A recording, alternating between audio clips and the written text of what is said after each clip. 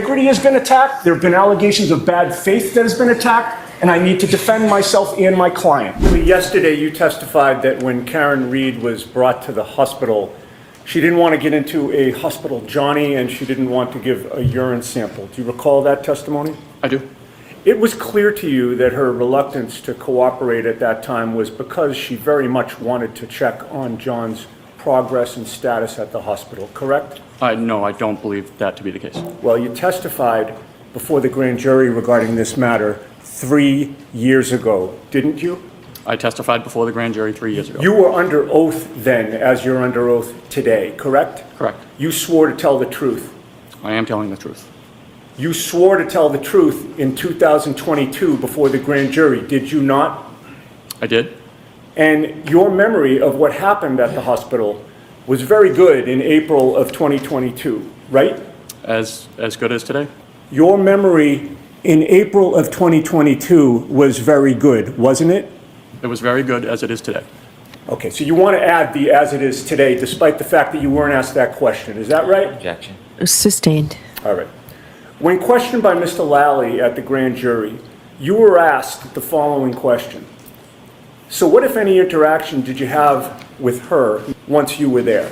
And your answer was, so after that, I helped escort her down to, they call it the psych hallway, where they have rooms set up for psychiatric patients for their evaluation. And then she was unhappy that she wasn't able to see him, meaning John. And she kept trying to. She didn't want to get into a hospital Johnny. She didn't want to, I believe, give a urine sample. She was not, the nurses were asking her to do certain things that every patient has to do, and she was not cooperating with them. Do you remember that answer? I do. So 3 years ago, when you testified about this issue of giving a urine sample, you testified under oath that you believed that she didn't want to give a urine sample, correct? Correct. Yesterday, 3 years later, you testified with certainty that she didn't want to give them, right? Yeah, she was giving them a hard time about having to give a urine sample. Right. No, I'm asking you about your testimony yesterday in contrast to the grand jury, sir. Okay. To the extent that I ask yes or no question, I'd like yes or no answers. So okay? no instructions to the witness, Mr. Yannetti. Ask a the witness be question. instructed to answer the question yes or no if it calls for a yes or no question. Answer. Answer the question that's asked of you, okay? Okay. So go ahead, ask a question. You testified yesterday that she didn't want to give a urine sample without saying it was your belief that she didn't want to give one, correct? Correct. I was just told to be brief and give generalizations. She quantified many hours in the snow when we were in back of the ambulance. Let me try this again, So, sir. Mr. Yannetti, you're just saying 2022. Get to a date Of course, and a yes. place. April of 2022, okay? Before the grand jury.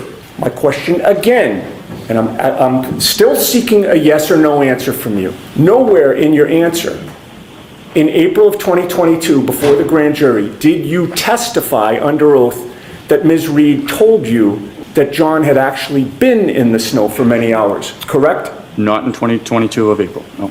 Okay. 2024, last year, Mr. Lally asked you, so Firefighter Whitley, at some point, specific to your conversations with the defendant, Ms. Reed, can you describe sort of her demeanor or any observations you made in relation to that as you were speaking with her?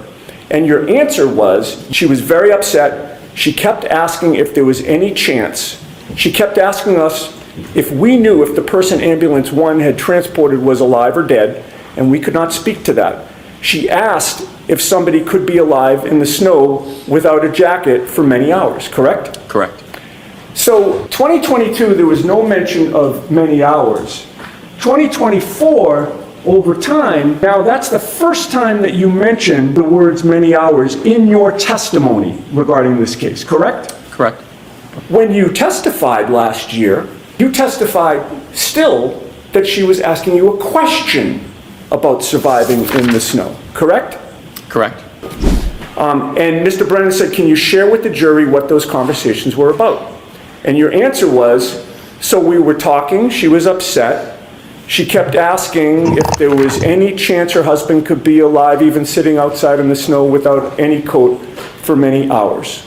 Do Do you recall that answer that you gave yesterday on direct examination? Yes. That was the first time that you mentioned that she said, supposedly, or asked supposedly, about him sitting outside in the snow, correct? I was just using phrases generally speaking. Not my question. I wasn't at that point I was paraphrasing. I was not speaking verbatim to what she said. Let's try that again.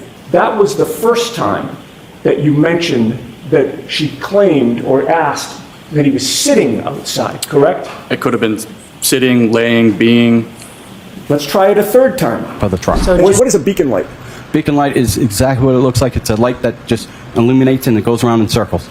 And the marking lights, what do they do? They're similar to driving without your headlights. They're just there to mark the truck so that it's more visible for residents who may be driving and not paying attention. And where does the lighting face those marking lights? Front. Okay, so in terms of the light that strictly goes toward the front, you have marking lights, plow lights, and headlights, correct? Correct. What about facing diagonally out front? Again, as far as the lights will illuminate. And then on either side, directly out to the side, how far can you see? About 5-6 feet. Okay. So you see more when you're looking straight out and then diagonally out, correct? Correct. You can see farther? Correct.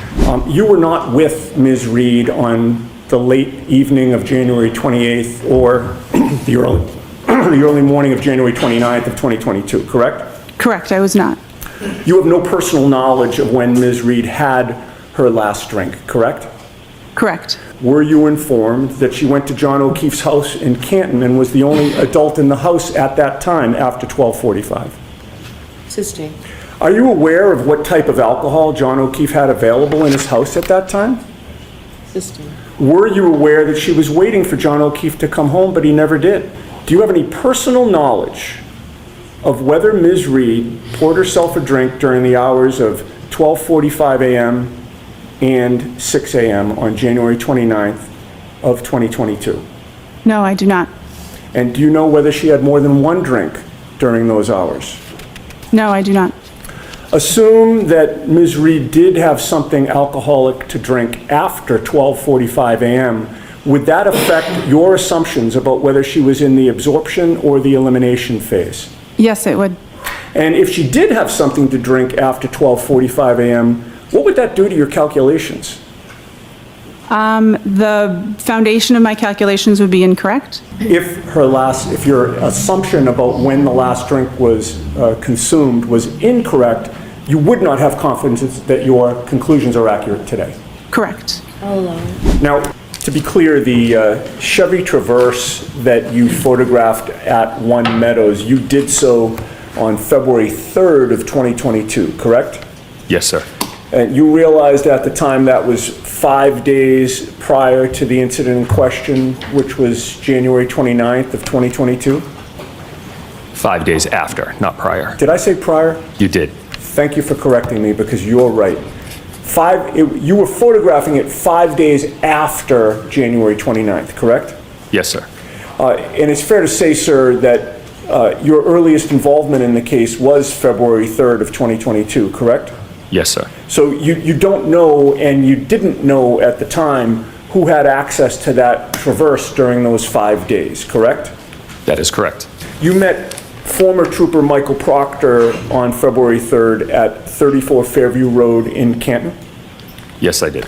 At the time, did you know you were at the home of a Boston police officer named Brian Albert? I did not. And February 3rd was the first and only time that you responded to 34 Fairview Road, correct? That is correct.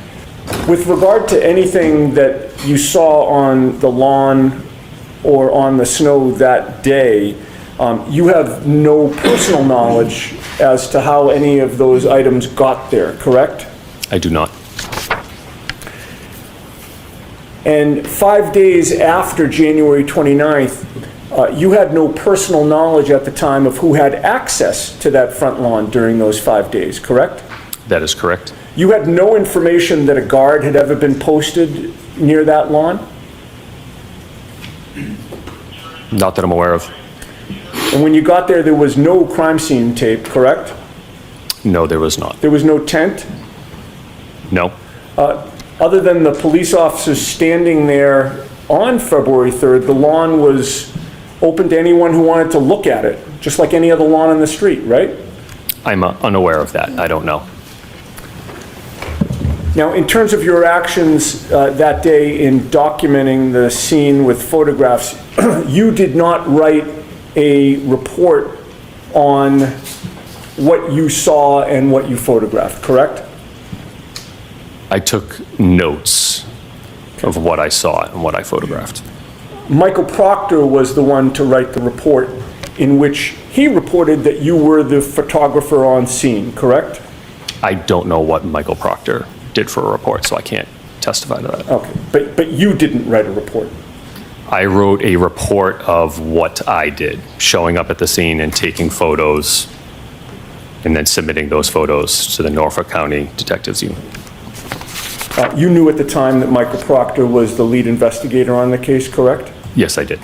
On February 8th of 2022, were you asked to go back to 34 Fairview Road to document and photograph anything found on that day? I do not believe so, no. What about February 10th? No. February 11th?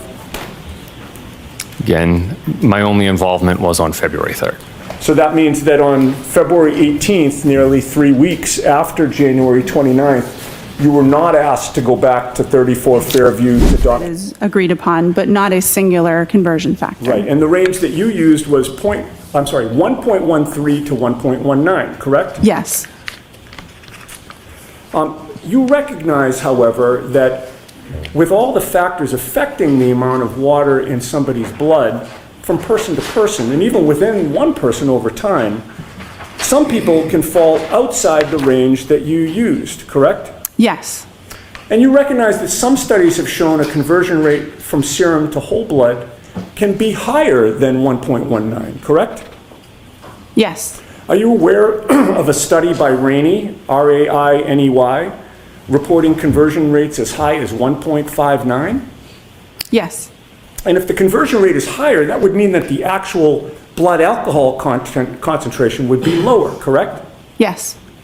So if you're using a range of conversion factors that does not capture what the conversion factor should be for the individual that you're testing, you can't have confidence in the result, correct? And my client. Correct. We were only discussing at that time whether canine DNA was still outstanding, and I succinctly replied, no. And they've spun that, or tried to spin that, into a claim that we're somehow waiving our right to argue that John O'Keefe's arm injuries were consistent with a dog attack. And I ask you, have they no shame? I'm sure it's not lost on this court that this false filing by the Commonwealth comes on the heels of their nefarious attempt to pass off an inverted video before this good jury hearing this case. Never once during the direct examination of Sergeant Buchanan did they inquire or mention the fact that the video... Can we please, all right, I'm going to stop you. Please direct your comments to Rule 14 and the reciprocal discovery obligations that the defense has. That's what this motion is. I know you have a speech you want to make, Mr. Yannetti. It's not a, Your Honor, it's, most respectfully, it's not a speech. It's Okay, a so... defense of being alleged to have committed bad faith.